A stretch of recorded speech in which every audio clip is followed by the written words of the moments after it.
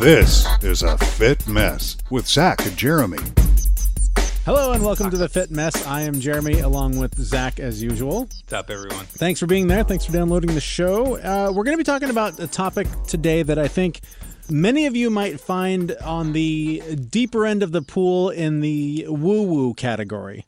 I know for me, 2 years ago, that definitely would have been the case. Even a year ago, that would have been the case.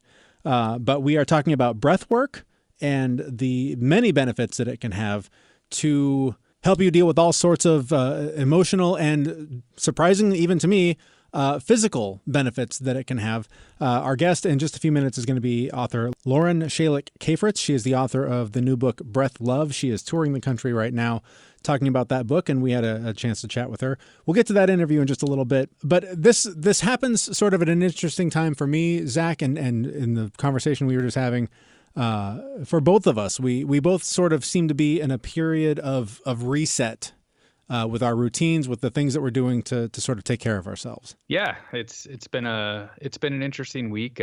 Last week I was really just kind of feeling I'd really gotten out of all of my habits. I hadn't worked out in a little bit. I hadn't done yoga. Hadn't really been practicing any breathing or mindfulness or anything like that. And I tend to go big or go home. So I decided this week to reset and get everything going again. So I started CrossFit, which I've never done before. And it's on par with like the level of workout that I'm doing, but it's harder. It's got weights included. And I started eating keto again. If I can really quick, I hear the term CrossFit thrown around a lot. Is that basically like an aerobic workout with weights? Because I've never done it either. I'm just curious.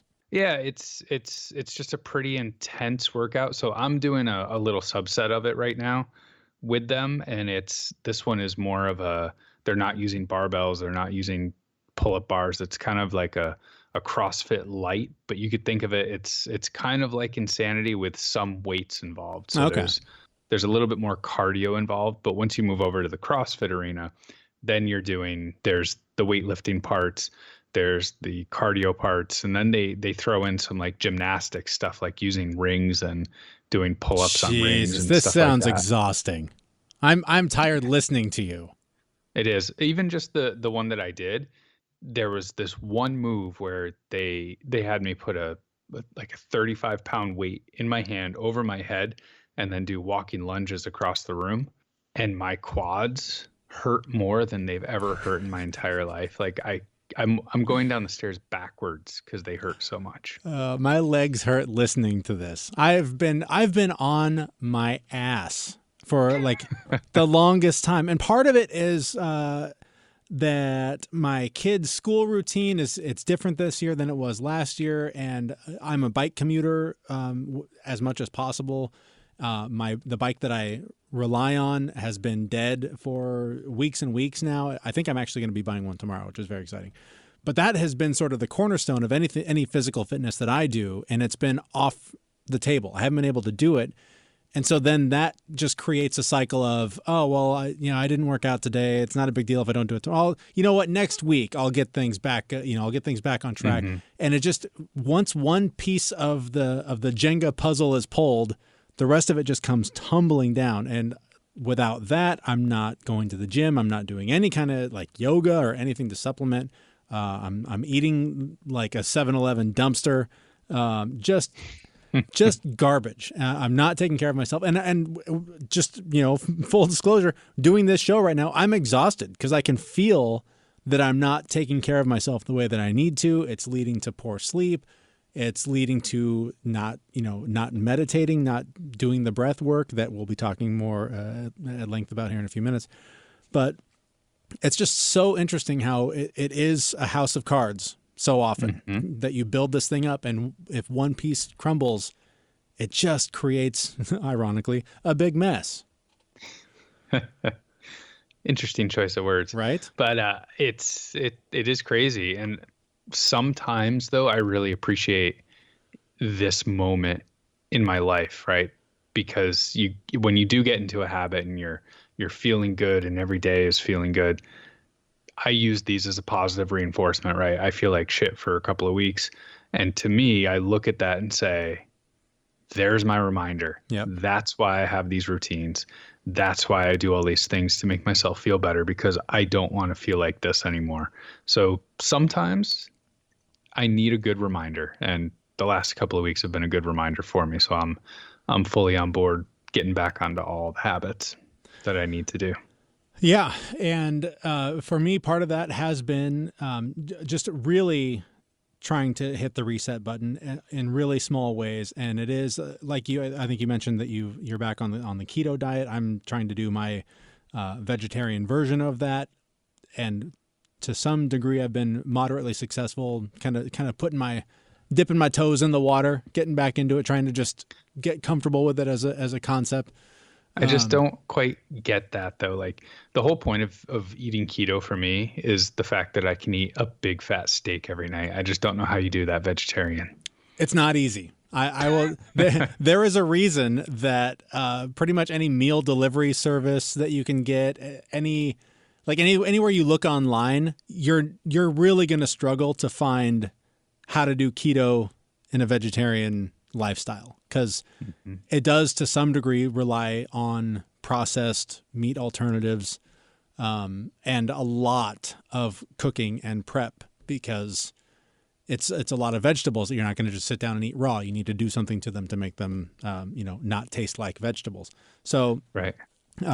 It's hard, and that honestly is one of the big barriers, and it's one of the things that every now and then I think, you know what, maybe for a month I should try doing it just with meat and just see how that feels. But that's a big moral leap for me to take. I was just going to ask, like, what would it take to do that? But if it's a moral ground you're trying to stay on, that's worthwhile. Yeah. Well, and I got an email the other day from I'm on a bunch of different mailing lists, but I got something from Bulletproof, and it was like talking about the Bulletproof diet and how to do it, and can you do it as a vegetarian? And he, goes through and lists like, oh, if it's because of the way animals are treated or the way they're raised and all this. I'm like, it has nothing to do with that. I just don't think that I need to eat another living being to survive. So far I haven't, but I don't know, because I haven't made that, the decision to take that experiment and see how far it goes. But it's always in the back of my mind is my point. I think you should, because just from my own experience, I am not a vegetarian, and I have no intention of ever stopping eating meat unless it's some experiment for a short period of time. And it's just, it's like my favorite thing in the whole world. Just eating meat is your favorite thing in the whole world? Yeah, it's how I was raised. I was raised eating raw hamburger, so I just love it.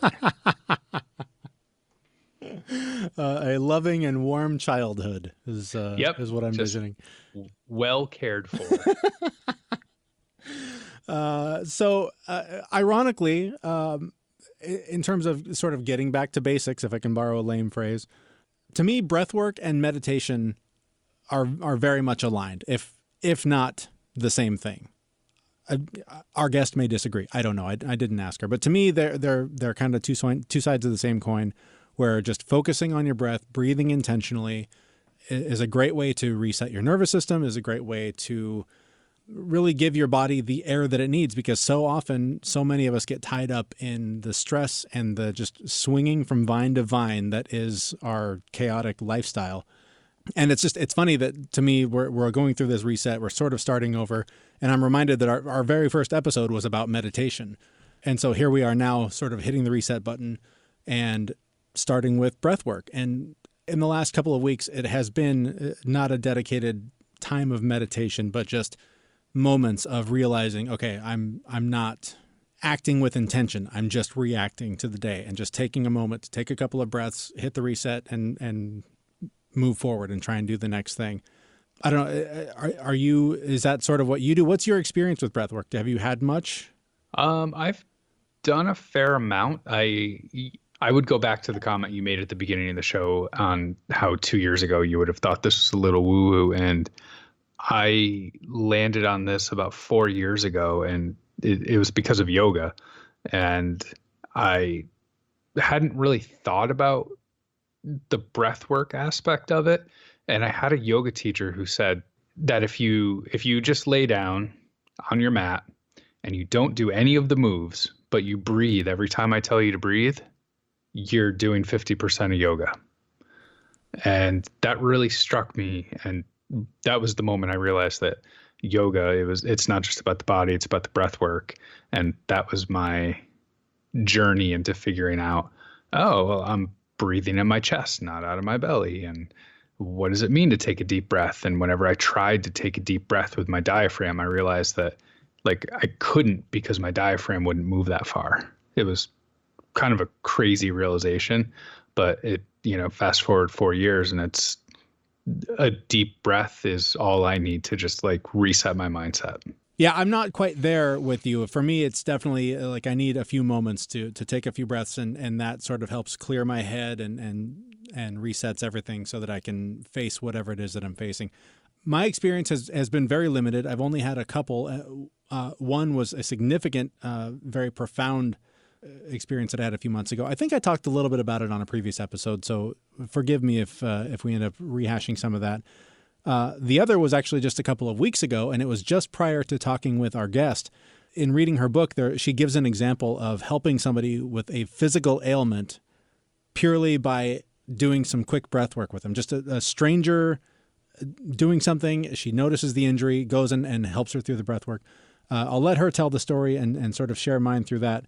But let's start with the basics. We talked with author Lauren Chelec Cafritz about her new book, Breath Love.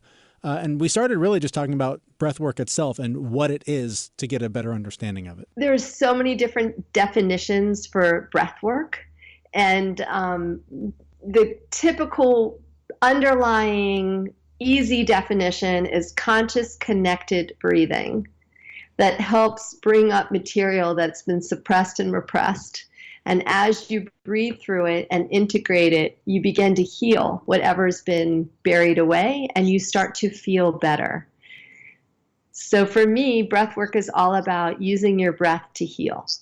As I was reading your book, we were actually supposed to talk a couple of weeks ago. We had a time scheduled, and that day I just read some of your book, and I was getting my daughter out of our car. I lifted her up out of the car seat and I set her down, and my back just locked up. Like I literally was doubled over, could not stand up. And I was in agony and started panicking and just thinking, I'm alone with my 4-year-old. I don't think I can even walk to the front door. Oh my God, what am I going to do? And I immediately flashed to the story in your book about when you helped the injured skier, and just the sort of breathing through that pain and how it helped her. And I immediately just went, oh, do that. And I just started breathing. I just focused on my breath, and it got me to a place where I could at least get inside and start making phone calls and asking for help and doing some things. And so I think it was really interesting how by focusing on my breath, and you can probably explain the science more than I can, but I was able to at least partially heal to get to a place where I could focus better and do more. Was I just calming myself down, or was there something else more going on with that breathing in terms of pain management? So this is such a fun one to answer because whether you're in labor pain, back pain, emotional pain, when something happens and you first feel that intensity, anything that's unhealed of the same intensity comes flooding through.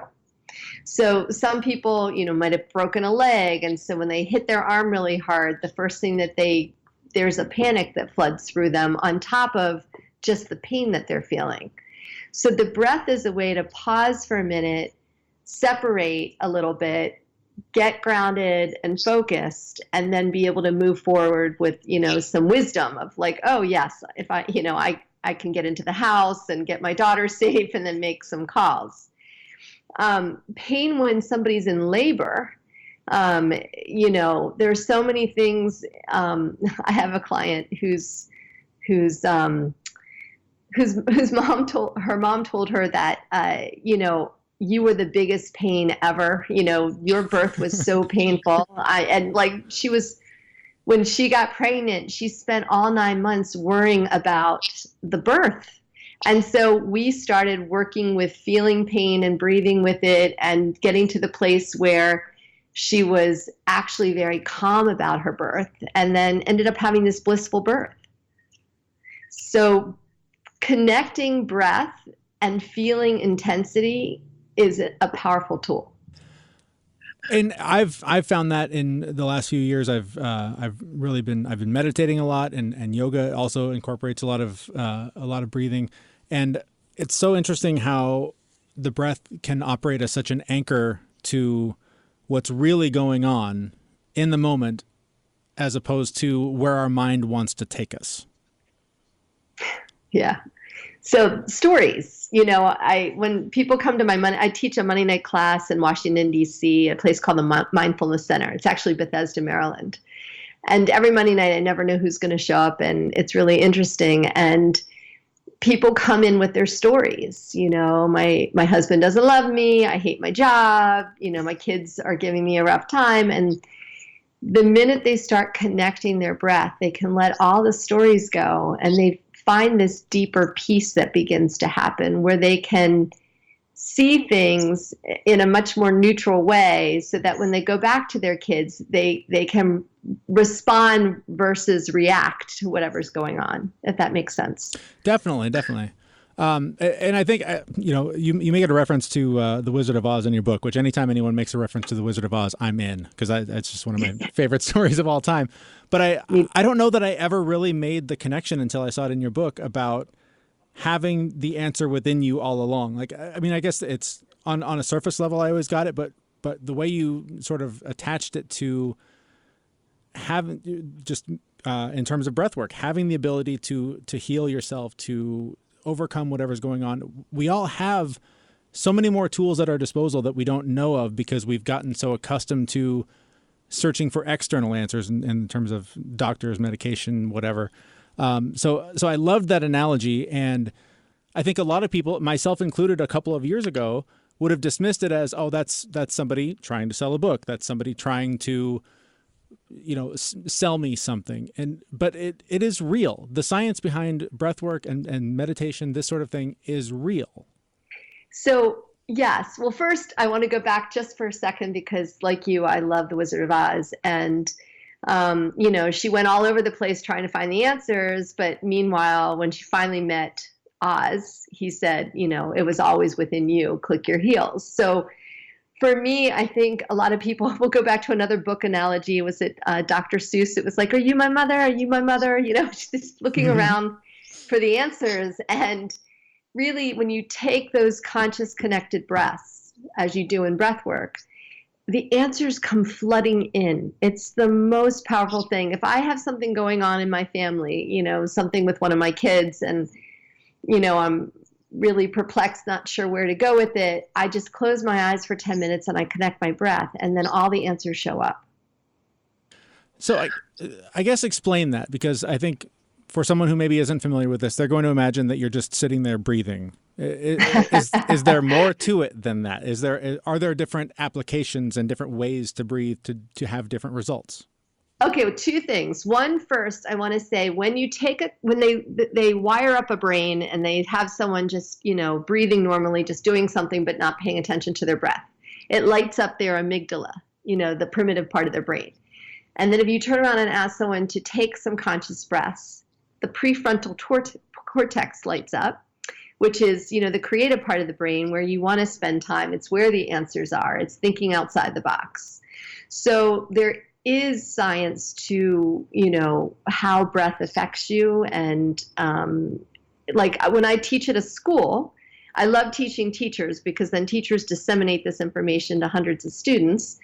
And a couple of them come back to me and said, every morning when they come in, we take 10 breaths. One, I've noticed it settles them. But two, I think you're absolutely right, which I love when they say that. They're like, they're doing better on their tests. They put them in the part of their brain where they can do, they can do better. They can do well on a test that normally would have given them a hard time because they were so scattered when they came in. They were much more focused and grounded.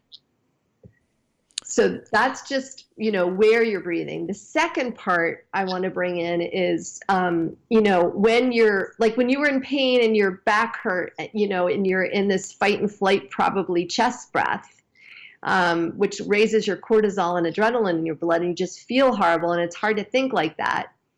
Do you want to play for a minute? Sure, let's do it. Okay, so put 2 hands on your belly. Mm-hmm. And what I want you to do is take a deep breath in. And as you breathe in, your belly comes out. And as you exhale, the belly button goes towards the spine.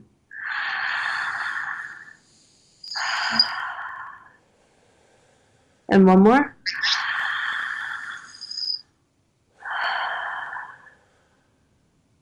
So as you breathe into the belly, and then, kind of a diaphragmatic breath goes from the belly to the chest.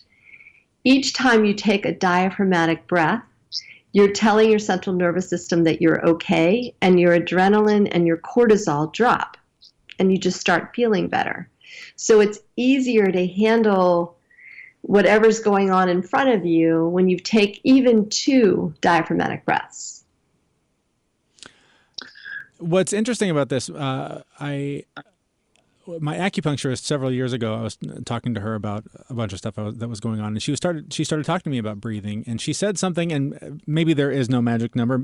You know more about this than I do, but she said something, and I've heard other stories that it's between 4 and 6 deep breaths actually reset your nervous system. So whatever thing you're going through, if you can get through those 4 to 6 breaths, it literally is a reset button on your system. Is that 100%? Yep. But I even say one really deep one. Yeah. Because some people are very ADD, and just getting them to take one.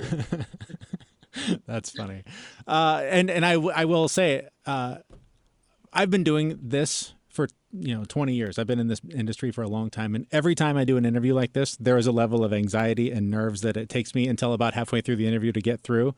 And it's so funny because every time I think, I should have taken some deep breaths before I started. It would have helped. And just now doing it, I'm way more calm than I was when I started. So it just works. I don't know, I'm not the scientist here. But I can tell you it definitely works. I'm agreeing. So we have, I think, similar journeys into this realm of healing. From what I read in your book, you were not the kind of person who you would have associated with being a breathwork coach or working in this field. Can you talk a little bit about your journey and how you got to this point? Yeah, I laugh because my mom always teases, I grew up in the suburbs eating like Captain Crunch and, tricks are for kids. Delicious. Yeah. And if someone said to me, you're going to be a breath worker one day, I'd be like, what? What are you talking about? So, I have my master's in journalism. And when my son was 9 months old, I couldn't turn my neck. And the pain was so bad. It was like a sciatic pain. I didn't know what to do when I went to Western medicine, and one surgeon's like, just don't look up, and I'm going to have to cut at some point. And it was just amazing to me that that I wasn't getting the healing that I needed. And finally, someone took me to a physiatrist that works with the muscle around an area that's been injured. And that started to work, and it was super expensive. And so I asked the PTs in that office, what else can I do? And they're like, go do some massage therapy and some yoga. And anyway, long story short, from yoga, I went to meditation. From meditation, I went to breath work. And it was when I had my very first breath work session that it came to me that, oh my goodness, there's an emotional piece to the pain in my neck. I could see it during the breath session. And I had a full understanding. And by the time the breath session was done, I bolt right sat up and said, why isn't everyone doing this? I have a quick question about that part. The actual pain that you saw, was it in the shape of, a shape, or is there some trauma that it triggered that that's what was causing it? Do you know what I mean? Is that question clear? So yes, and it's a very deep answer. So I'm trying to figure out how to make it fluffy and shorter, which is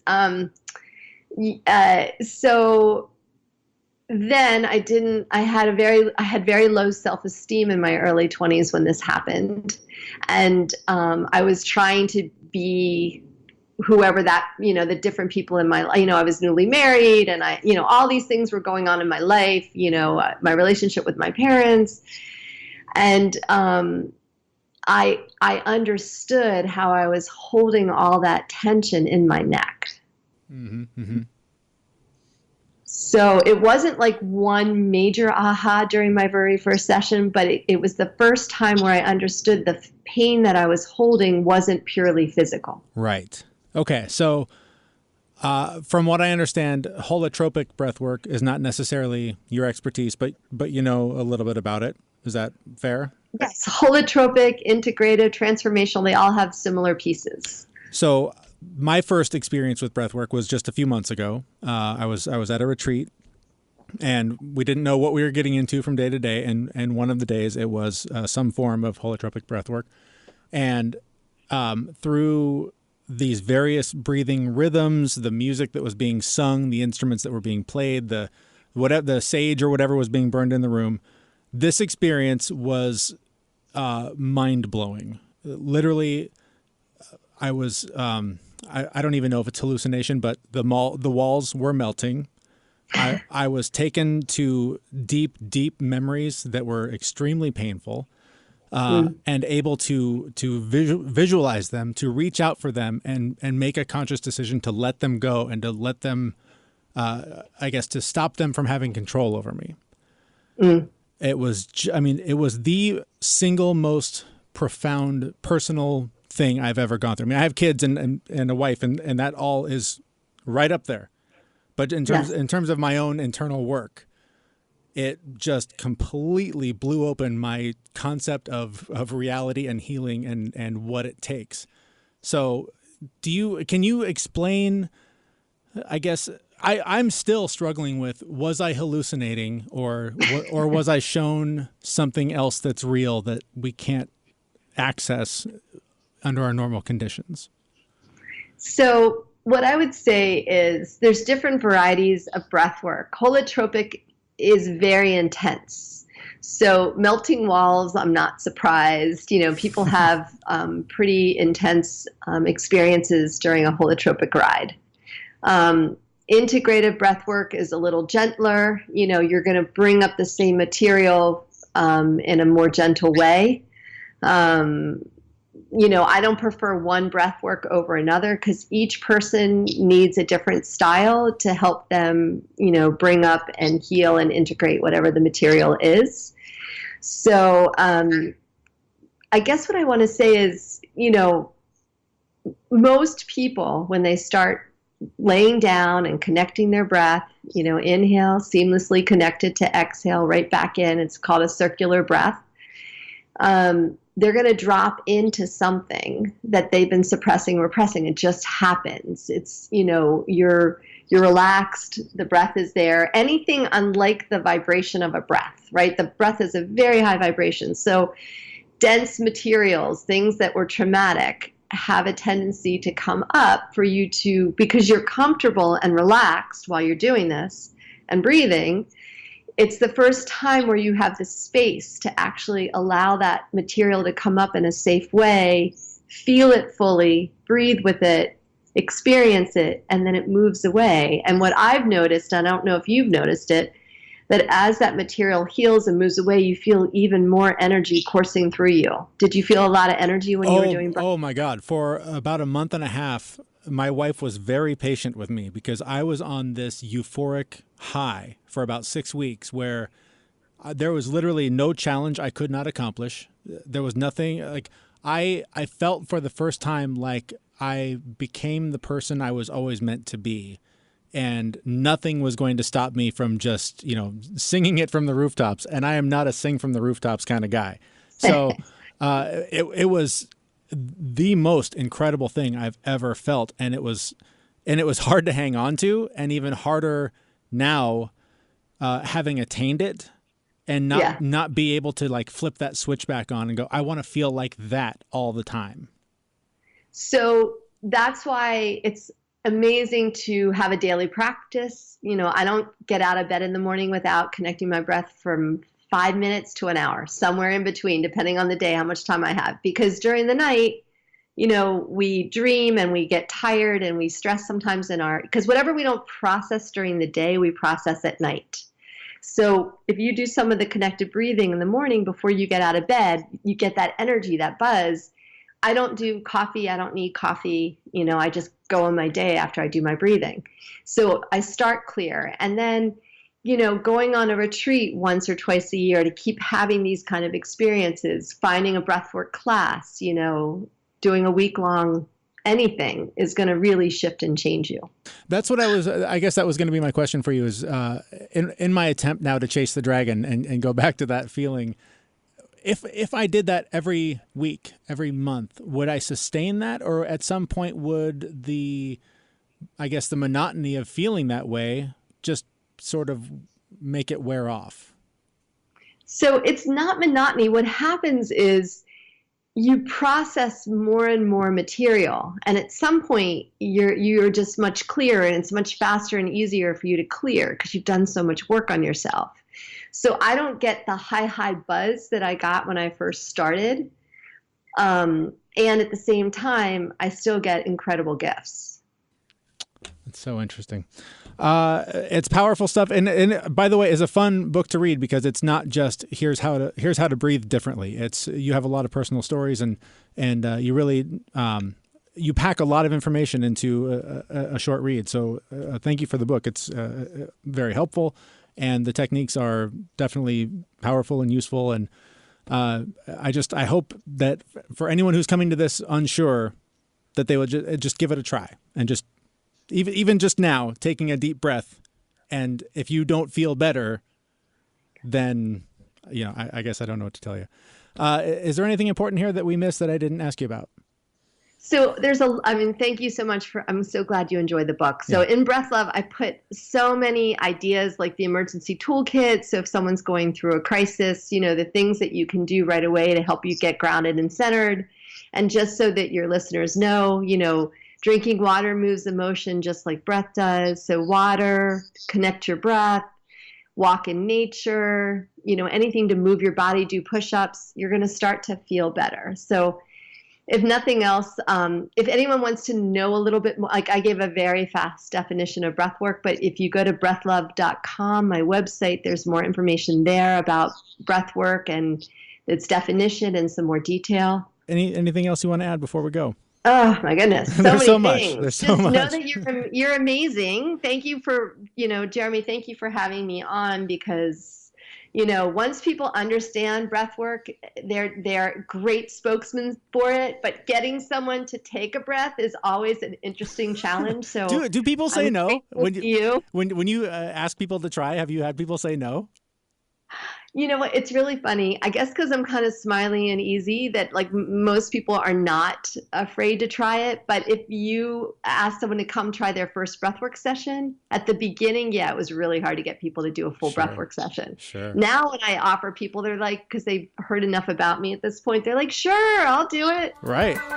Yeah, of course. That was Lauren Chelec Cafritz, her book, Breath Love. Our thanks to her for spending a few minutes talking about breath work in general. Quickly, I want to mention the sponsor of this episode is the Bravest Brewing Company. They brew some of the best non-alcoholic beers that you can get on the market. I actually tried, I don't remember if I had them before the last episode or not, but I did try the new raspberry, I think it's a Gosé, and the white ale. Those are tasty. I mean, they are. I do think they feel like a little bit more of a summer drink, but man, they're just a really nice, easy drinking, non-alcoholic beer. So if you're into that, click on the link on our website, thefitmess.com, and you can get 10% off there by using the code FITMESS10. And while you're there, go ahead and subscribe to the show through Apple Podcasts or Google or whatever it is you use to get podcasts. So you don't miss any future episodes. And if you missed a past episode, you guys, you and Bio-Curious Kayla talked a little bit about breath work on the little Instagram video you guys did a couple weeks ago. Yeah, we actually hit a couple of different topics, and it was a really good conversation. I enjoyed talking to her.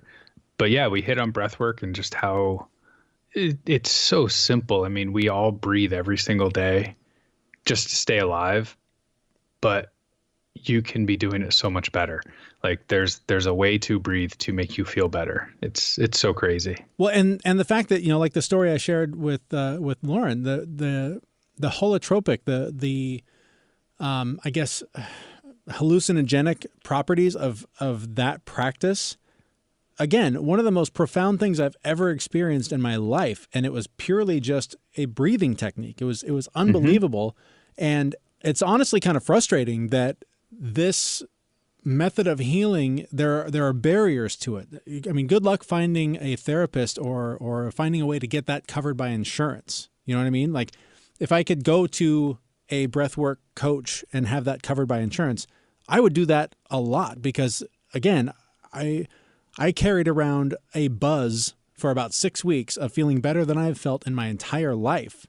And it was in part due to that work. And it's just that it's so easily accessible, but cost prohibitive because of the way that our medical system is set up. I have to imagine you could find a psychologist that is covered through insurance that would do some breath work with you.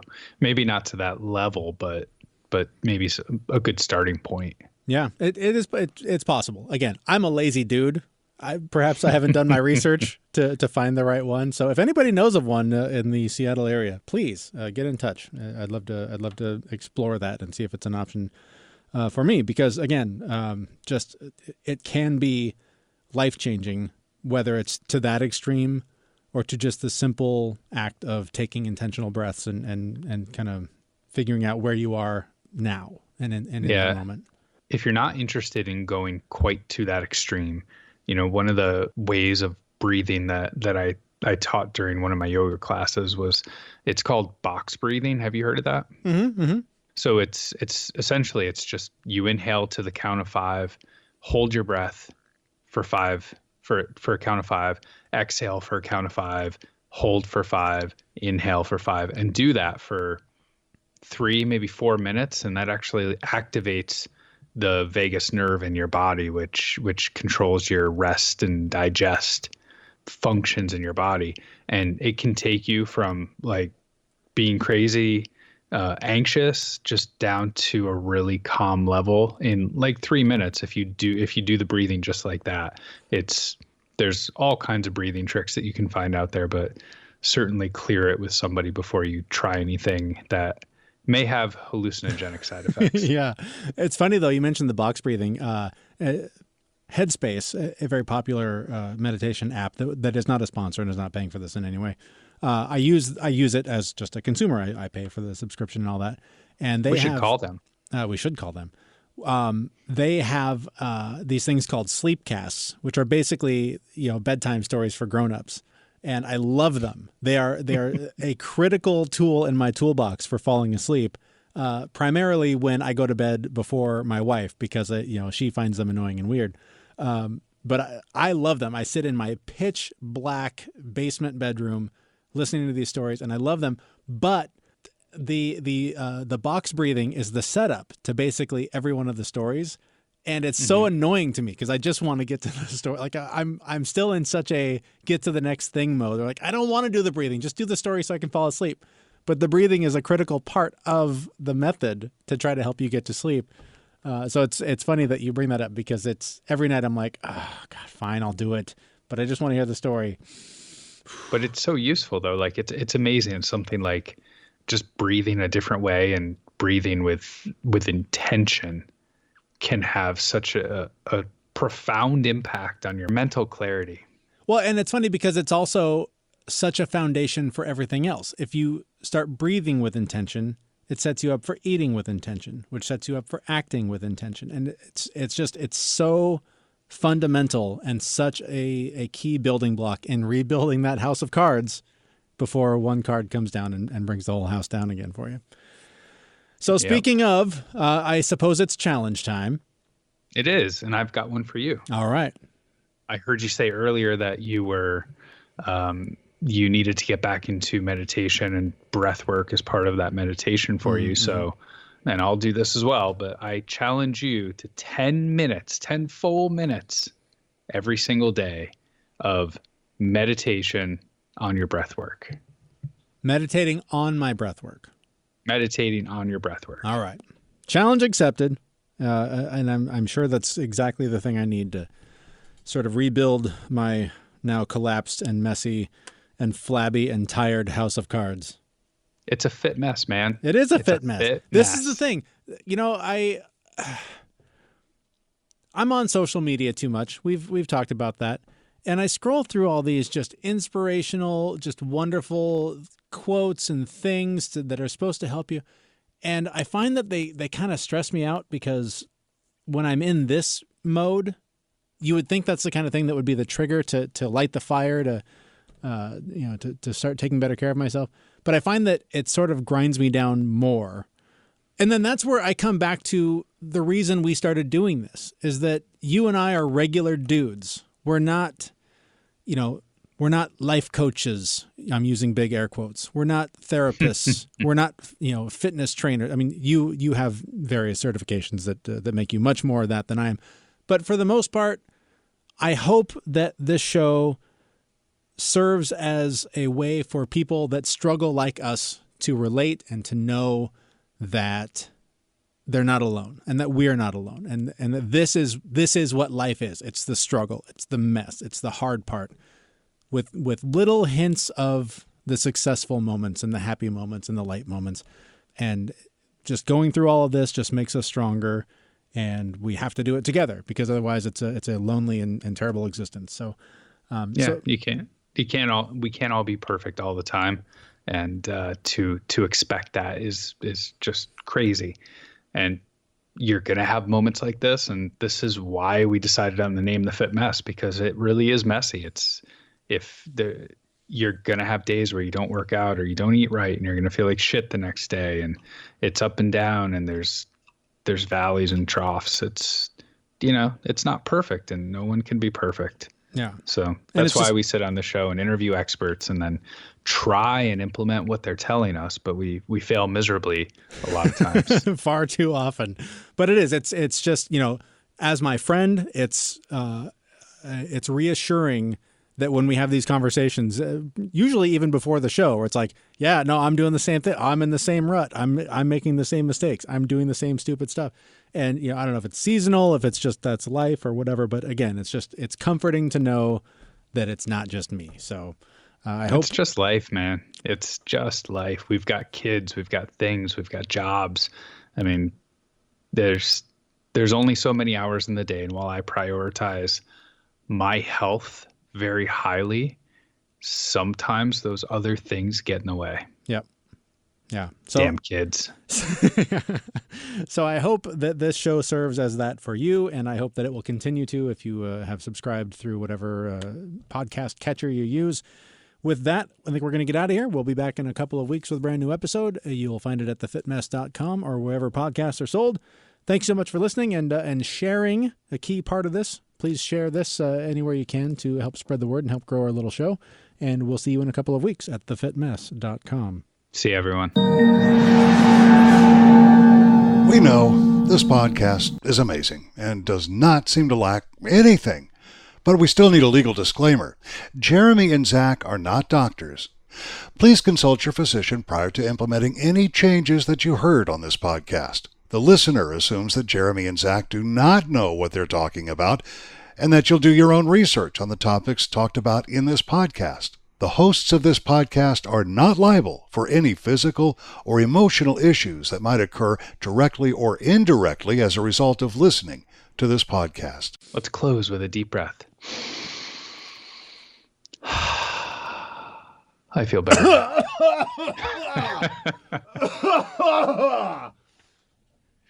You're not supposed to take that deep breath so close to the mic.